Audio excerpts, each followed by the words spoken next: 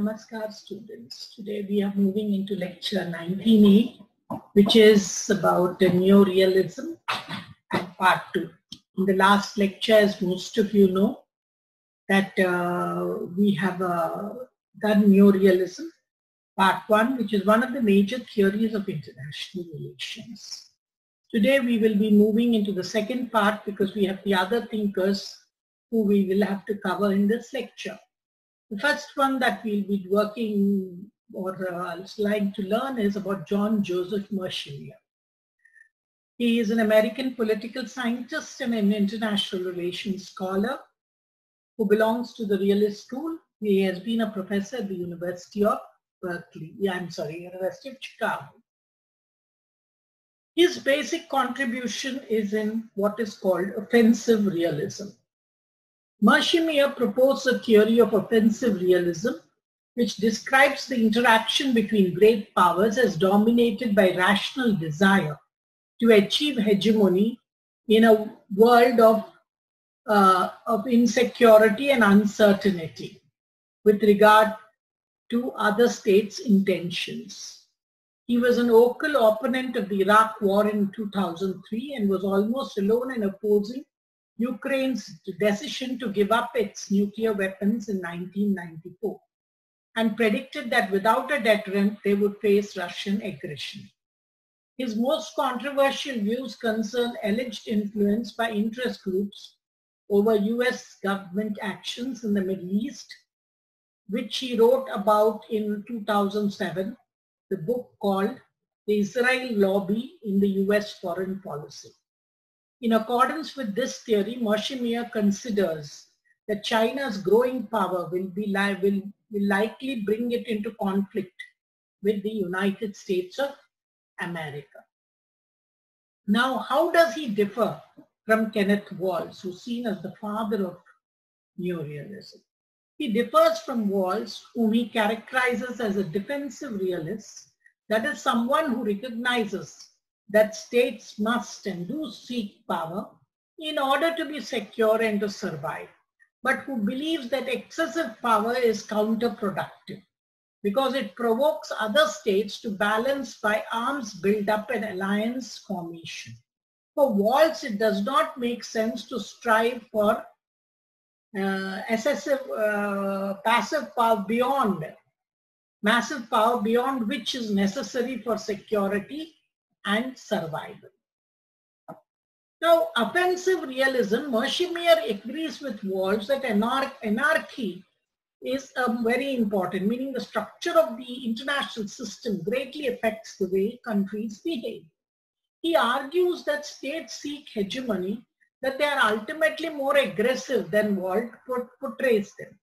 The goal for a country such as the US is to dominate the entire system because only in that way can it be rest assured that no other state or combination of states would even think about going to war against it. Now, what is offensive realism? Offensive realism is all states want to become regional hegemons. Great powers are always searching for opportunities to gain power over their rivals, with hegemony as their final goal. There will always be a struggle between nation states for power and domination of the international system, and there is nothing anyone can do to prevent it. International struggle and conflict between great powers is inevitable. Multipolarity is unstable. Europe before 1945, several great powers unequal and shifting. Balance of powers, conventional military rivalry. Conquest is less difficult and more tempting, and great power, indiscipline, and risk-taking. He also believes, very much like Kenneth Walls, that the bipolar systems are more stable and peaceful. First, his basic difference is, unlike Kenneth Walls, who thinks that states do not go for possessing massive power, Mershemier believes that every state wants to keep increasing its power. So bipolar systems are more stable and peaceful. First, the number of great power comparatively is fewer. That reduces the possibility of a great power war. Second, it is easier to operate a system of deterrence because fewer great powers are involved. Finally, because only two powers dominate the system, the chances of miscalculation and misadventure is lower. He calls Wall's theory as defensive realism. Anarchy compels states to compete for power. He argues that states seek hegemony. Planet is too big for global hegemony, only regional hegemony. They can prevent the emergence and existence of a pure competitor. The tragedy of great powers. Politics. Offensive neorealism maintains that states are not satisfied with a given amount of power, but seeks hegemony and security because of the anarchic makeup of the international system that creates incentives for states to seek opportunities to gain power at the expense of competitors. Mershimier summed this view up in his 2001 book, The Tragedy of Great Power Politics. Given the difficulty of determining how much power is enough for today and tomorrow, great powers recognize that best way to ensure their security is to achieve hegemony now, thus eliminating any possibility of a challenge by another great power. Only a misguided state would pass up an opportunity to be the hegemon in the system because it thought it already had sufficient power to survive. Now, hegemony. Mershimier usually does not believe it is possible for a state to become a global hegemon. He occasionally recognizes the global hegemon as an accomplished fact. When the global hegemon is theoretically impossible, it is because there is too much landmass and too many oceans, which he posits have effective stopping power and act as giant moats. Instead, he believes that states can achieve only regional hegemony. Furthermore, he argues that states attempt to prevent other states from becoming regional hegemons since peer competitors could interfere in a state's affairs. States which have achieved regional hegemony, such as the United States, will act as offshore balancers, interfering in other regions only when the great powers in those regions are not able to prevent the rise of a hegemon. Night watchman. Night watchman is a global hegemon. Mershimier's terminology is the impossibility in the tragedy of great powers. Mershimier mentioned this term as watchman. Democracies lived at peace because America's hegemonic position in NATO mitigated the effects of anarchy on the Western democracies and induced cooperation among them. When the United States was serving as a night watchman, fears about relative gains among the Western European states were mitigated. Afterwards, Mershimier lost the watchman. A decade later, he described international anarchy as having not changed with the end of the Cold War, and there are few signs such change is likely anytime soon. So the night watchman concept, if most of us analyze, it comes from the principal actors. Usually a hegemon can do it. And here he describes the role of the United States of America in the NATO, especially for Europe, and is trying to explain why Europe was peaceful. And he says it's because of the night watchman role that the United States played for Europe through NATO. Gulf War.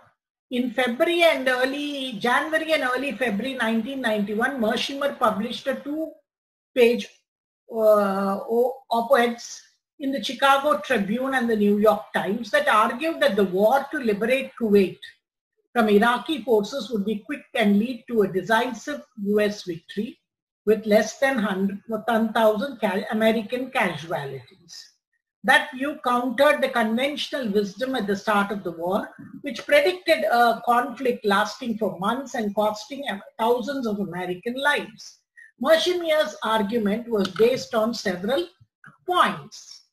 First, the Iraqi army was a third world military and was unprepared to fight mobile armed battles. Secondly, US armored forces were better equipped and trained. Thirdly, US artillery was also far better than its Iraqi counterpart. Fourthly, US air power, unfettered by the weak Iraqi air force, should prove devastating against Iraqi ground forces. Fifthly and finally, the forward deployment of Iraqi reserves boded ill for their ability to counter US efforts to penetrate the Iraqi defense line along the Saudi-Kuwaiti border. The predictions came true during the course of the war. Rise and containment of China. Marshimier asserts that China's rise will not be peaceful. Another prediction come true, and the US will seek to contain China, even from achieving to be a regional hegemon. So you can see in the Indo-Pacific region, you have the Quad that has been formed, and where India, Australia, Japan, and the United States are part of this Quad. Although military and perhaps diplomatic containment of China is possible, economic containment of China is not. But this is also being done now, with most of the supply chains be relocating to other countries, including India. Marshimier believes that China will attempt to dominate the Indo-Pacific region, just as he asserts the US set out to dominate the Western Hemisphere. The motivation for doing so would be to gain a position of overwhelming security and superiority against its neighbors, which it sees as potential challengers to its status. Additionally, he maintained that the US will attempt to form a balancing coalition that consists primarily of these countries. At the time, he did not think of the Quad. He points as evidence to increased alliances warming American-Vietnam and American-India relations. China in the Indo-Pacific. Marshimier asserts that Australia should be concerned with China's accretion of power because it will lead to an intense security competition between China and the US that would destabilize the region. He also argues that China is implementing the militarily aggressive philosophy of the US naval strategist Alfred Mahan, who argued for sea control and a decisive battle. Why leaders lie? This is another thing that he wrote. Marshimier wrote a book that analyzes lying in international politics. He argues in a 2011 book that leads to foreign audiences because they think it is good for their country. For example, he maintains that President Franklin Roosevelt lied about the Greer incident in September 1941 because he was deeply committed to getting America into the World War II, which he thought was in its national interest. Its two main findings that leaders actually do not lie very much to other countries, and that democratic leaders are actually more likely than autocrats to lie to their own people. Thus, he starts the book by saying that it is not surprising that Saddam Hussein did not lie when he said that he had weapons of mass destruction, but that George Bush and some of his key advisors lied to the American people about the nuclear threat from Iraq. Marshimier argues that leaders are most likely to lie to their own people in democracies that fight wars of choice in distant places. He says that it is difficult for leaders to lie to other countries because there is not much trust among them, especially when security issues are at stake and trust is needed for lying to be effective. Marshimier states that it is easier for leaders to lie to their own people because there is usually a good deal of trust between them. Marshimier does not consider the moral dimension of international lying, which he views from a utilitarian perspective. He argues that there can be 5 types of international lies. Interstate lies are where the leader of one country lies to the leader of another country, or more generally, any foreign audience to induce a desired reaction. 2, fear-mongering is a leader lying to his or her own domestic public. Strategic cover-ups are lies to prevent controversial policies and deals from being made known publicly. Nationalist myths are stories about a country's past and portray that country in a positive light and its adversaries in a negative light. Liberal lies are given to clear up the negative reputation of institutions, individuals, and actions. The Great Delusion, Liberal Dreams and International Realities. This is a 2018 book which is a critique of geopolitical strategy and refers to as liberal hegemony. Marshimier's definition of liberal hegemony includes a three-part designation of it as an extension of Woodrow Wilson's original initiatives to make a world safe by turning its governments into democracies, turning geopolitical economic initiatives towards open markets compatible with democratic governments, and opening up and promoting other democratically liberal international social and cultural societies on a global scale of inclusion. Marshimier stated that it presents a great delusion that much more weight should be associated with nationalism as a policy of enduring geopolitical value than the delusions he associated liberal hegemony with. Now, criticism, failing to explain peaceful change and cooperation between great powers of neorealists. International anarchy persists. States today have little reason to fear for their survival. His theory has this deficiency in empirical perspective. Kissing the war a possibility between Asian countries or between Asia and America for not being sufficiently open-minded and eclectic in seeking to explain relations with great powers and the balance of power. Now let's have a summary of neorealism. Neorealism is an attempt to explain international relations in scientific terms by reference to the unequal capabilities of states and the anarchic structure of the state system. By focusing on the great powers whose relations determine the most important outcomes of international politics, Waltz and Marshimier believe that bipolar systems are more stable and thus provide a better guarantee of peace and security than multipolar systems. According to the view, the Cold War was a period of international stability and peace. Now, if you see the neoclassical realists, what do they want? They seek to combine the structuralist argument of Waltz with the classical realist emphasis on domestic factors. They also seek to incorporate the concepts of domestic statehood and society, which is a characteristic feature of liberalism. Take the middle of the road view, that state leadership operates and foreign policy is carried on within an overall constraints of broad parameters of the anarchical structure of international relations.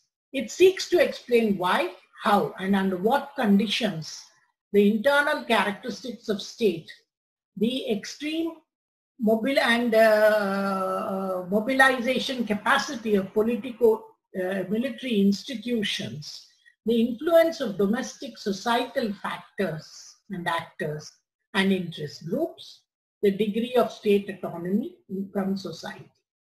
The level of elite and societal cohesion intervene between leaders' assessments of international threats and opportunities and the actual diplomatic, military, and foreign economic policies what those leaders pursue. So with this, we finish neorealism, a very important aspect of the realist school, where you have three major thinkers that we have touched with. Kenneth Waltz, a structuralist, strategic neorealist Thomas Schelling, and then you have an offensive neorealist John Marshimier. Right? So with this, we end this lecture, and I will see you for the next. Thank you so much.